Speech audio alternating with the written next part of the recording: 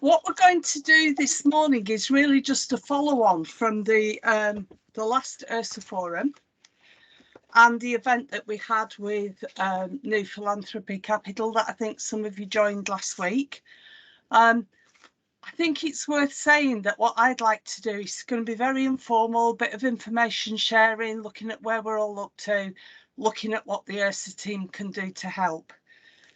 I think a really good starting point would be for me to just tell you about some of the offline informal conversations that I've had with people at Department of Work and Pensions, at DLUC, and at some local authorities and mayoral combined authorities since the ERSA events. So you may be aware that we had observers at both the ERSA Forum and the New Philanthropy Capital joint event from various government departments. And of course, at the ERSA Forum, we had the speakers from DWP, DLUC and Department for Education. So these are the headline things that have been said to me, yeah. That people should contact the chief executive at their local authorities and or the regeneration economic development at each local authority, that you should do that now as a matter of urgency. And what you should be doing in the first instance is making an offer to help with the investment plan.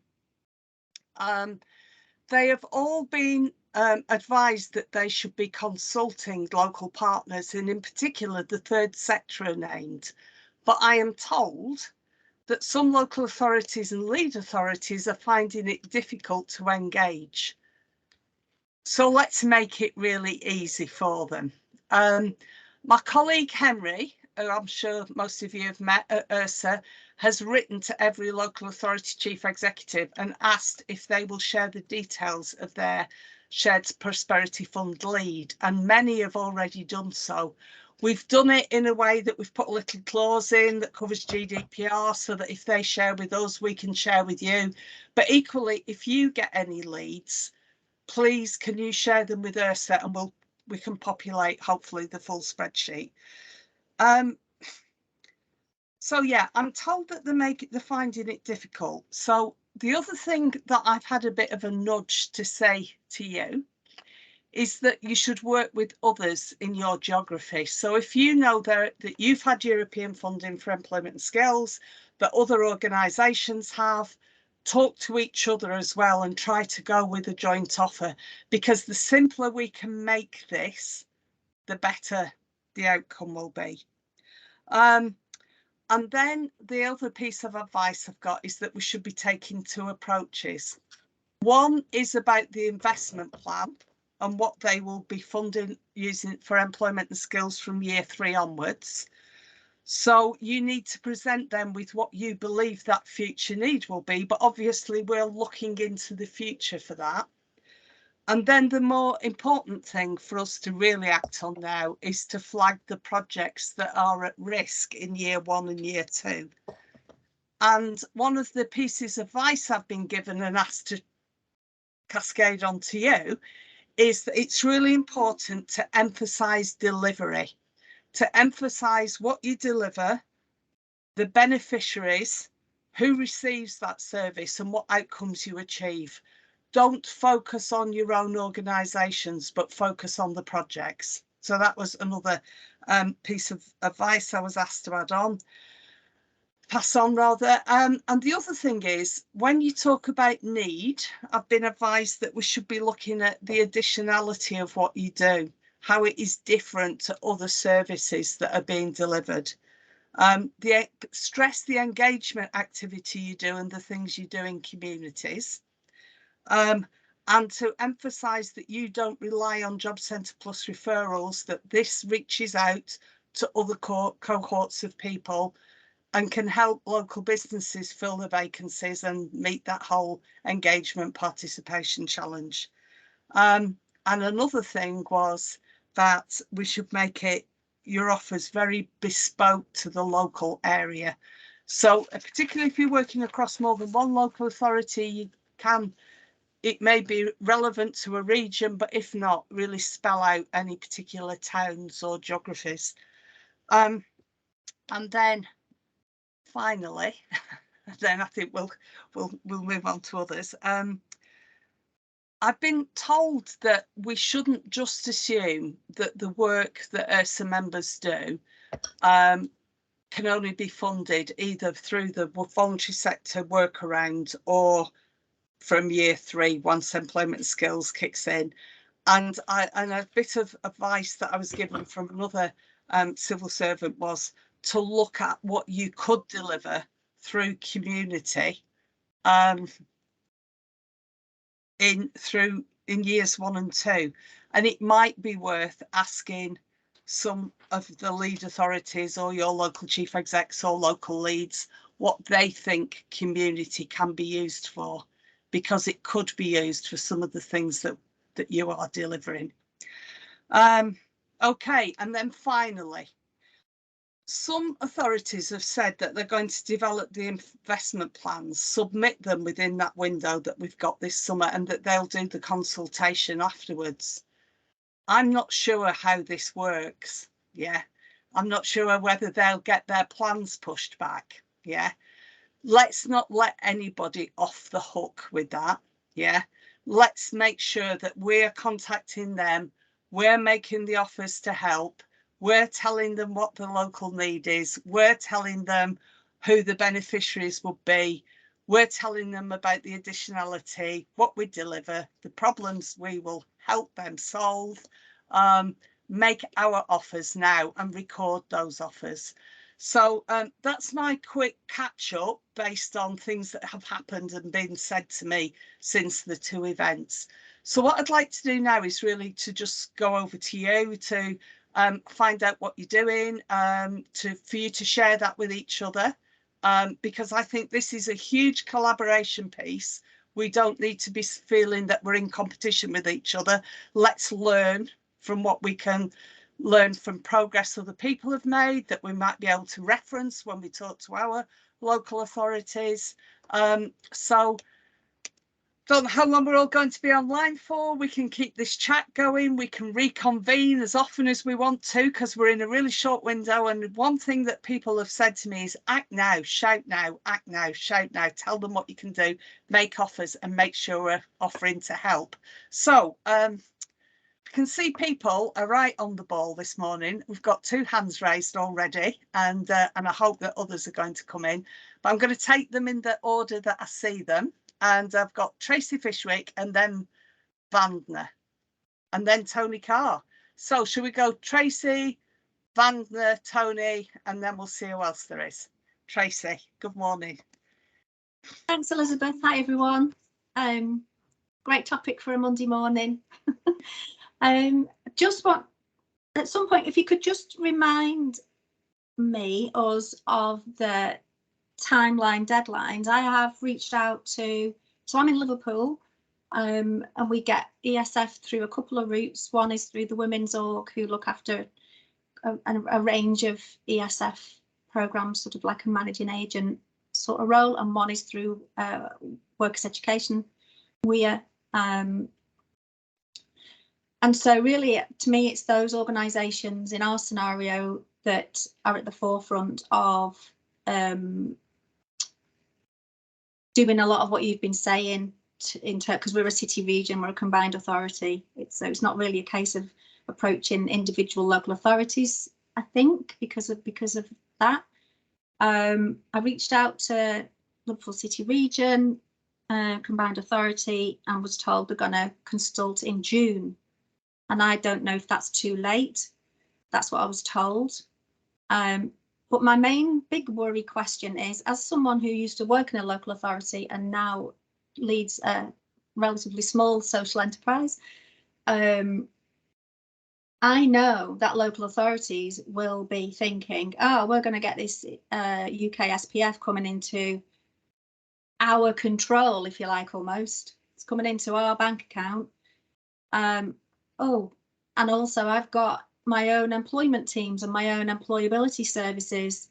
So massive pressure to internally cuts, all the rest of it, to keep that and keep their own staff going who are reliant on ESF actually, and make the case that their stuff is more impactful, is bigger, it's got more numbers, got more throughput, etc., than maybe some of the smaller ones of us. So that's the main thing that bothers me, and I don't know what safeguards there are to stop them doing that. If anyone knows, if anyone's coming across that, not that anyone said that, but certainly I know that other people that I've been talking to think the same. So Vola, Women's Org, etc. I think what's going on here, and yeah, no faith in the process. If anyone can help or reassure us, but so the timelines is June too late, and yeah, just that concern that they'll look after their own first, and we'll get crumbs. Okay, shall I talk about the timeline, and then perhaps everybody's contributed, we can talk about how we make sure we get our share. Yeah. I know that last week the government departments, DWP, DLUC, whatever, were having their consultation meetings with the lead authorities. So we're still, we're still on that journey, and time isn't running out yet. The investment plan submission window is the 30th of June to the 1st of August. So in theory, being consulted in June isn't too late, but I would still try and get your messages in people's inboxes now. Yeah. And one of the other things that I could have said before that I probably should have said is MPs are required to sign off the investment plan. So anything that you send to a local authority, lead or whatever, copy your send a version to your local MPs as well. Yeah. So Tracy, you asked me the other day about could local authorities just spend it on what they wanted, or look after their own, or however we want to put it. And I did ask somebody at DLUC this, who said to me, only if they can justify it in their local investment plan. So I think it's just, we've just got to get in the investment plans. Yeah. Anyway, I'm going to go over to other people because I had my say early on. So Vanda, do you want to come in? And then Tony, Addie Churchill, and then Jude. Thank you. And I think I have the same concern that Tracy's expressed, and that Sarah's also written in the chat. My comment was to say I really found the first session really, really helpful, and took that advice that you've kind of echoed again this morning, Elizabeth, which was about to write to every CEO, which we have done. I'm from Voluntary Action Leicester, and so we have written to the City Council, Leicester City Council, and our 7 districts in Leicestershire, in terms of wanting to get our foot in the door, which is really the approach that's been advocated. Just to say, this is what we do. We support 2 BBO projects that would be coming to an end next year, and are fearful that the 2-year gap means that that service will be lost. So that workaround clause that's been put in the guidance is really helpful. We've also flagged up the issue at the local LEP, and we've now got a deadline where the districts have asked the LEP to coordinate information about the work that the BBO projects are doing, and all employment support projects are doing, with a short survey to complete by tomorrow, to inform their thinking at a district and the lead local authority level. So I don't know if that's happening in other areas, but I thought that's a development since the last time I was on this call, but also just been really useful to apply some of the things that were said and suggested that we should do, that we are doing. I think the most important thing is getting to talk to people who are in this area of work, because we're seeing information in dribs and drabs, but we're not actually seeing people to talk to be able to articulate what we need to be saying. That seems to be that local authorities and the statutory bodies are getting their house in order, and we're kind of being asked to supply information but don't feel like an equal partner, and that's my worry and my concern. So I just thought I'd share good stuff that has been said, following up on that, but also that really there needs to be, I don't know what are the levers and pulleys that might be there to get people to come and talk to us about their investment plan. That's the real challenge. So that's just my comment. Okay, thanks. Let's move on and then we can pick up on some of these things. Tony.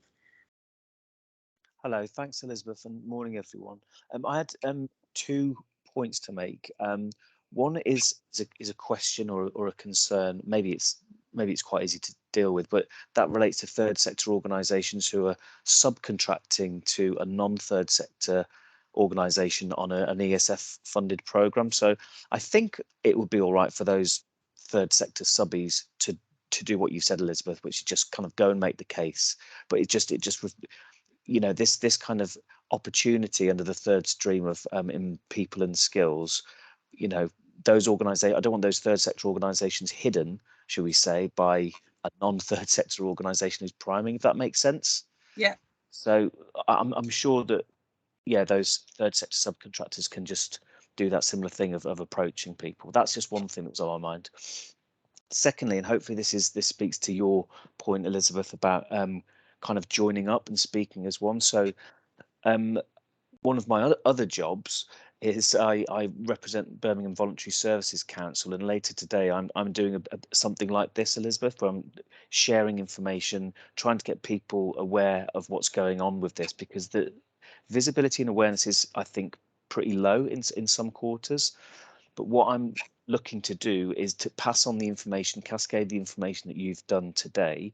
But I just thought maybe this is something that others can do in their areas, and thinking about the Voluntary Services Council has hundreds of members. And if you want to do, you know, that strength in numbers approach, it might be useful to get those Voluntary Services Councils on board with making the case and lobbying and all that sort of stuff. So just sort of sharing something that I'm doing as well.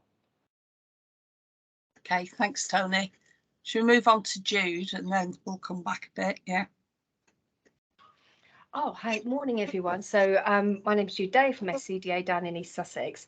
Got some observations really, and some points that we're making to our 5 district and boroughs in our county.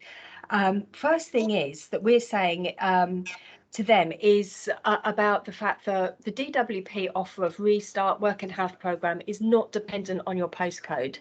The people that are most, you know, in danger of not being able to access the labour market, the ones that need the help, the ones that we work with on a daily basis, why should they be subjected to a postcode lottery of support if the D's and B's don't come together? I mean, put it in a softer way, but I'm saying that to you in a sort of bare kind of like, you know, way that there's, you know, going to be a 2-tier system. DWP offer for those who are effectively closer to the job market is available to everyone. Why should those who are furthest from the job market not have the same equity of resource? So fair access has been one of the comments we've made back that has gone down reasonably well. They have been able to grasp it.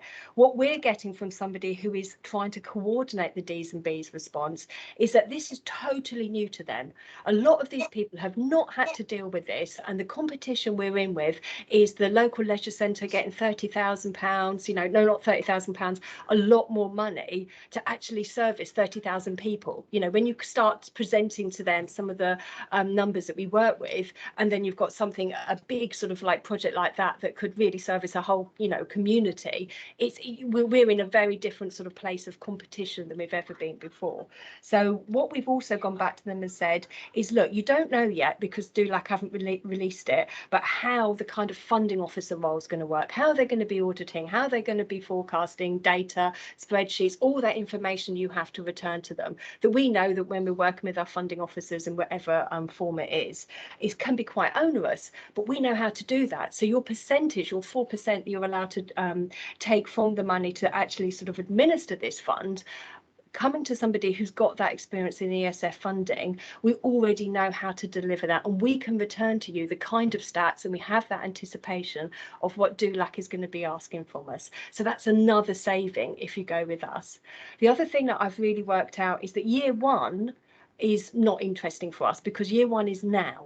Year 2 money is actually what we're interested in, and year 3 is more money. So the council that we were talking to said to us, look, the D&B said we're getting 170,000 for year 1 this year, and then we're getting about 300,000 for year 2, but then we get most of the money comes in at year 3. So actually we're saying to them, well, forget this year, we're fine. Let's look at year 2 and year 3, because that's when your budget is bigger anyway. So we're asking them to put in a percentage, which is around sort of 7% of their budget each, and this is what you're going to get if you put in 8%, 9%, and we've given them some scenarios to say what would you want, but we've said you've really got to be in this game because there's going to be more money coming down. So we don't want to, we want to keep the momentum going. We don't want to start in this county from scratch having had a gap, because that doesn't do anything for anybody. And again, we keep emphasizing the support and the complexity and the the real sort of barriers that our guys work with, and trying to get into work and training and volunteering, etc., and going in on the this supports employers line, which you've already said. And the other thing I would say is that these directors of levelling up, that I'm really interested to find out who these people are going to be. Are they going to be imposed soon? Because they're the ones that we're hoping might knock heads together a little bit and go, actually, you can't have 2/3 of a county offering people furthest from the job market support, but the other third not. So, we're really hoping that those people might be more visible. They could be covering quite a big geography, but even so, we're hoping that they'll support us in that argument that everybody in fair access to support. And we're looking in terms of funding our team to hopefully keep it together. We're looking at Multiply, because they've top slice Multiply, and we know from one of the many webinars that we've all been on, they did say, and it was a DWP lady said, improving literacy, yes, but it's also about improving labour market outcomes. I can't remember which DWP lady said that, but I just thought that's really important, because we could argue that the box, the the support for getting to work, the kind of budgeting, the cost of crisis living that we're all in at the moment, we do a lot of practical maths with all our participants. So that IP has to be done by the end of June, but it is run from the local authority, so it's actually one person, as opposed to in my area 5 people to go and find. So we've put through a lot of information to them and said, we're working with those in temporary insecure accommodation. That costs the council a lot of money. If you support the projects that we're doing that supports people into private rented sector, then actually you're saving yourself money, and this could come under the Multiply budget rather than the SPF budget. So I've kind of shifted my look and going, SPF might not be any good for me for a while. It actually could be the Multiply money, which is bigger. And then the other thing, I'm still waiting to see what happens with all the underspend that Big Lottery have asked us to put through for this quarter, and see if there's anything that we can bid for as an organisation that's delivered BBA projects. But is there something that Big Lottery can look at, because they've still got funding, they're still doing something, whether it's through reaching communities. I just don't know. So I'm interested to see if there's anything, and I know that Sue's working very hard and she works a lot with the DWP, but I'm looking to see if there's any way that we can supplement that overall pot from that angle as well. So no question, sorry Elizabeth, that's just sort of observations of where we are down in East Sussex. Jude, that was fantastic. We want solutions, not just questions, don't we? And there was lots of solutions there. Andy, shall we go to you, Andy Churchill? Hi, I'm trying not to moan. Very strongly support what Tracy was saying. I think what's happened is central government has come up with something which they think is workable, but they've not actually examined what happens locally. And it seems to be very patchy across the country as to whether or not the lead authorities have got their act together. Some areas they have. Certainly in Liverpool, a group of colleagues were a bit astounded to find out the deadline for Multiply in Liverpool is the beginning of August.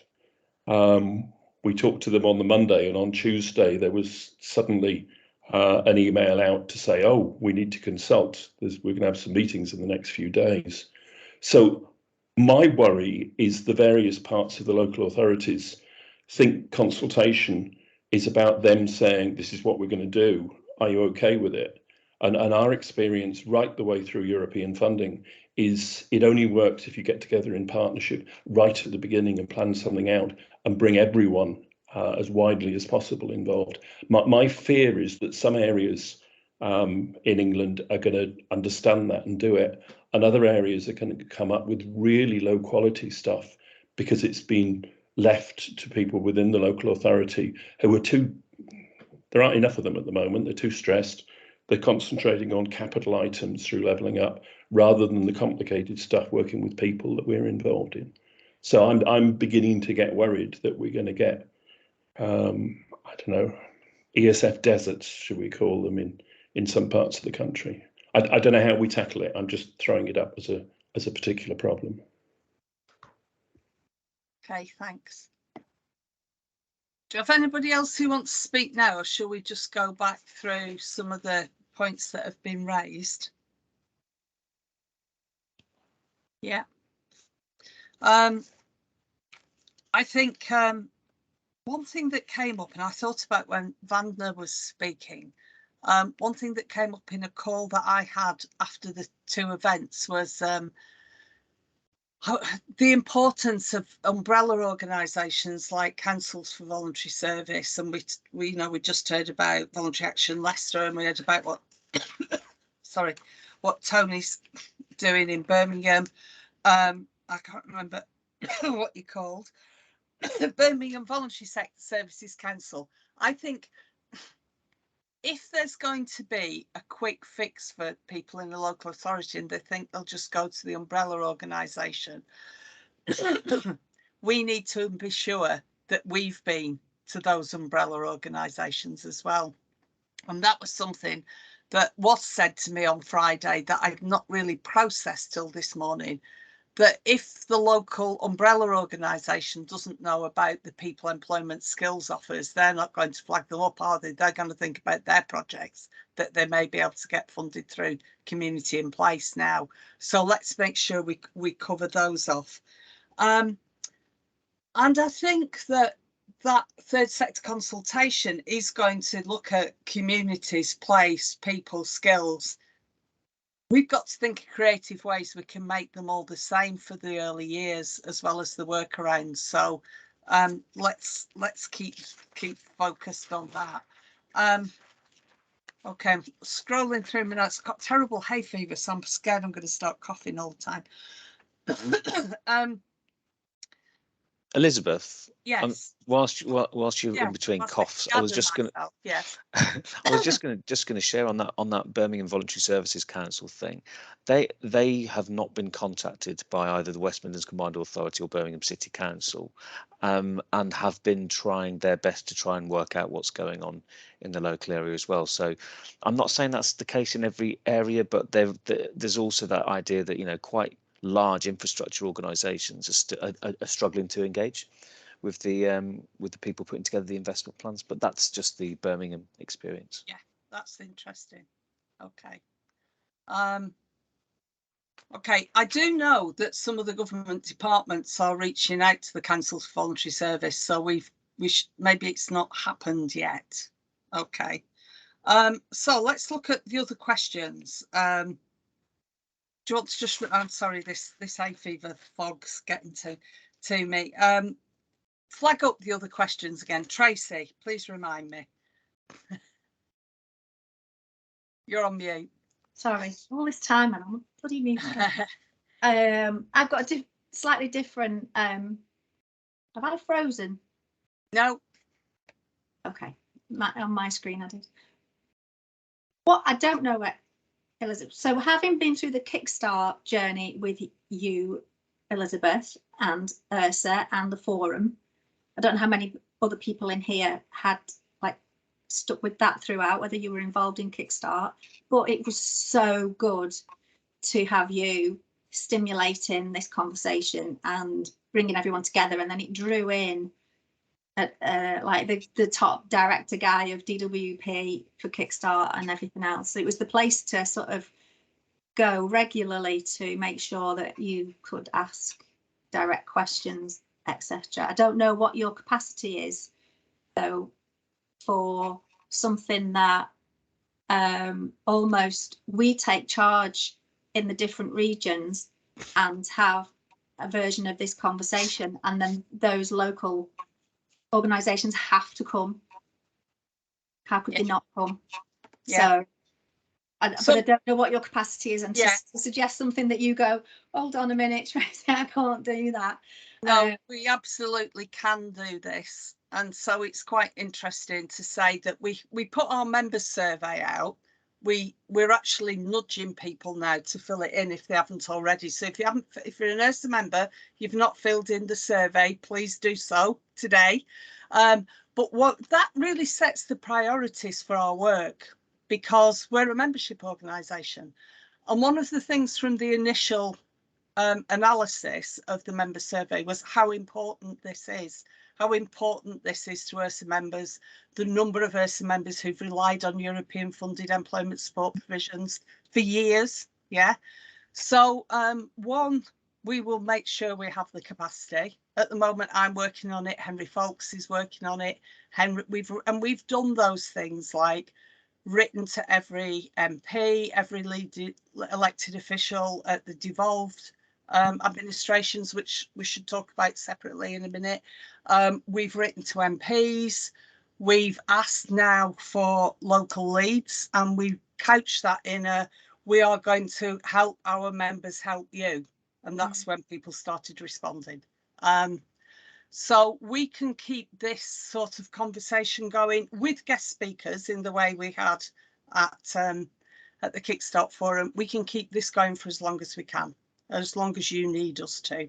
And I think the other important thing to say is, when we had that first event, and I asked people at DWP policy team, and I asked people at DLUC who are leading on SPF, and we asked the DFE, they all moved things around in their diaries to talk to you. Yeah. And those are the people that have either directly or linked me up with other people since to give me a steer of what we should be doing, you know.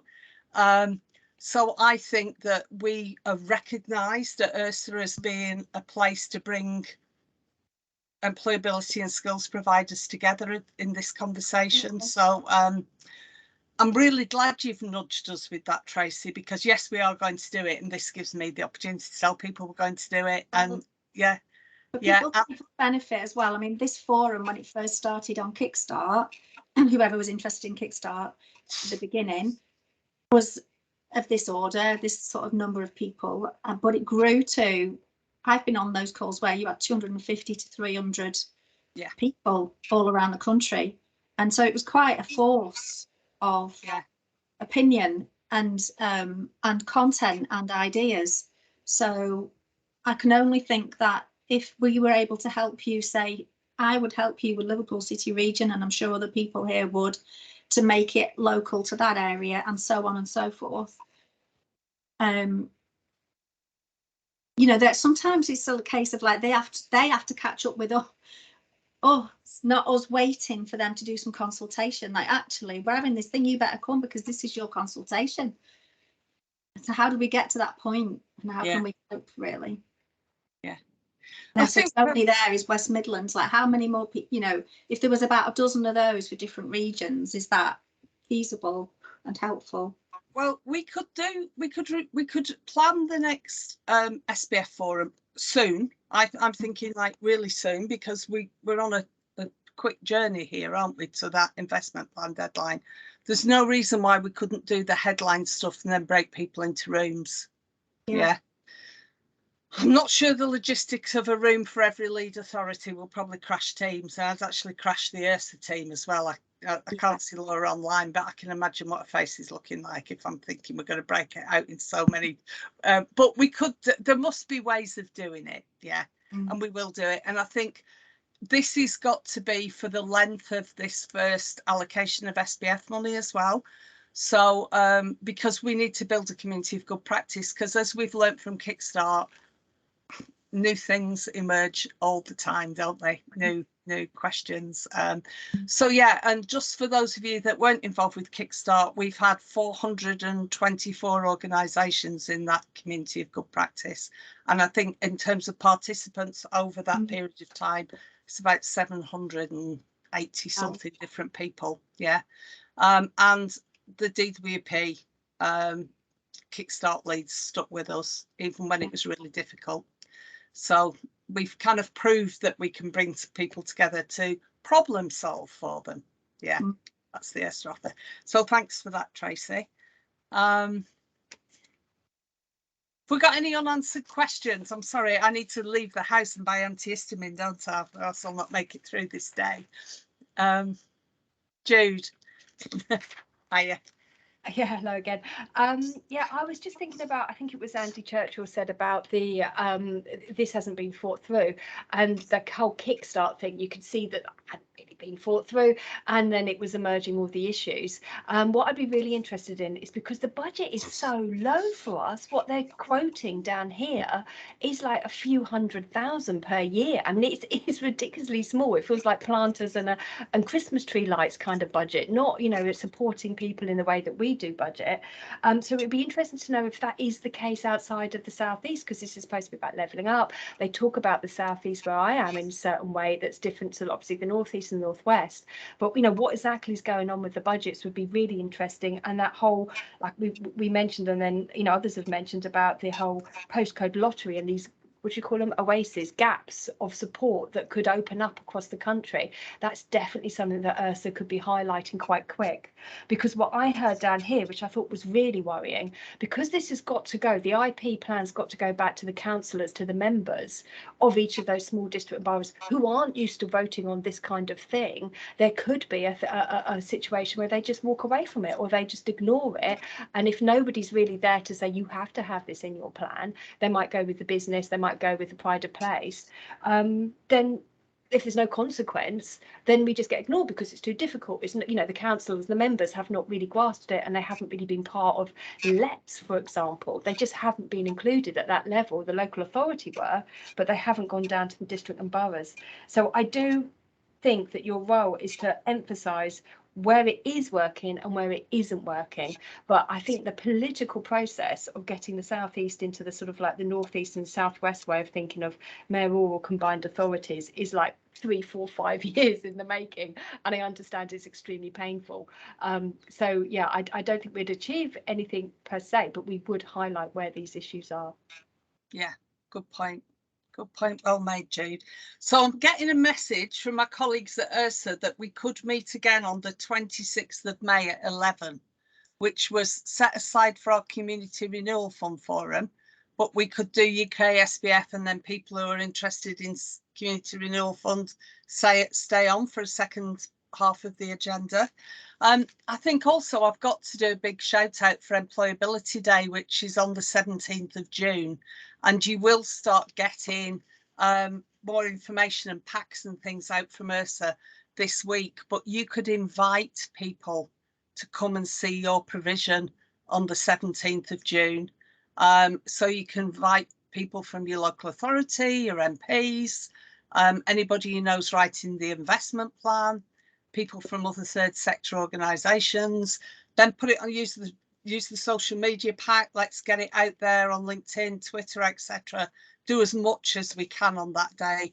And I'm also thinking perhaps what ERSA could do in the week after that is try and do a follow-up about everything we did on Employability Day, to shout about European funded provision and the need for continuation of, we've got to be careful about continuation of existing projects, but continuation to serve those people who need our services.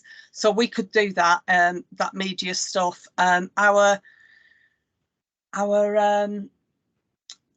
tag, shall we say, for Employability Day this year is "We fill vacancies," which doesn't always necessarily link directly back to some of the progression stuff we're doing, but gosh, if we can't spin that into a good message, there's something wrong. Tracy, I can see you're back with us with your hand raised. Sorry, you know me. Just thinking about Employability Day, that was what I've been thinking about that last week, how we could use it as a platform, because it does get quite a lot of social media reach and stuff like that. But how can we use it to, again, like you say, draw in the people who are writing these investment plans and whatnot? Can we I mean, if you'd help with some messaging and Yeah, and we'll all do of that, that.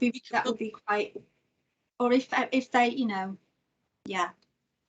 We could Basically, do we'll do a messaging pack, and then you can localize it. Yeah. Yeah.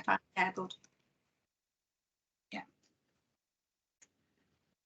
And of course, we always do Employability Day on a Friday on the basis that MPs should be in their constituency that day. So you may want to start inviting them now, and thinking about what you could be doing that day. We do get a little bit of access to ministers as well, but again, because they've usually returned home on that Friday, they like to be fairly local. But we might just approach a few people directly about ministerial visits and think about who we could get to go where. I'm wondering, Jude, whether you're close to Mims Davis, are you? So, oh, you've just answered my question. Yeah, we've already spoken to Mims Davis. I say the royal way. That was Penny, my CEO. She's already talked to Maria Caulfield, who is our MP. But we are like many counties, and Mims Davis is West Sussex, but we have a CEO that covers both East and West Sussex. So local authority wise, we're more linked, but D&Bs, they just don't talk to each other. But yeah, Mims Davis was very interested because obviously she's the Minister for Employment. And I think she would have similar issues for those outside of the you know, the sort of like anybody in the sort of D&B sort of structure. Still, she's seeing that in West Sussex and the whole LEPs, and they're all sort of like talking to her about what's going on. So she was very, very open. But here as well, we've got Labour, we've got, you know, Conservative, we've got Lib Dem, we've got Green kind of led councils, and they're all saying very different things. And even amongst the MPs, they're all Conservative. They're all saying different things. So actually trying to find out what your MP thinks about this is really important as well. Okay, yeah. All right, thank you. Anybody else, or shall we just shall we all see what happens now? Reconvene on the 26th. We'll invite DWP, DFE again on the 26th, see if they've got any updates for us. I think the final thing to say is it is different in Scotland and Wales because they've got different spend in year one, and we will pick this up at the Employment Support Scotland meeting and Employment Support Wales meetings. So I don't want people to think that I'm just only thinking, or the ERSA team's only thinking about England. We're just trying to see Catherine's just come back on the screen. You know, we're trying to cover everything in the best way we can, and that seems the best way to pick it up at those regional forums.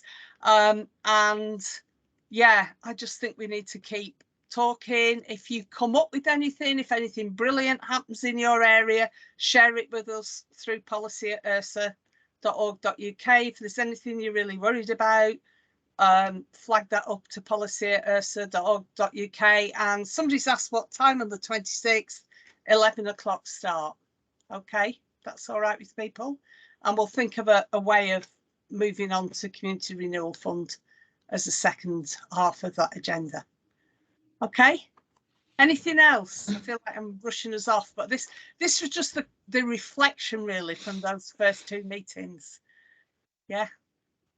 Okay, have a lovely week, everybody. Yeah. Yeah, Tracy. Anybody from Liverpool City region, get in touch.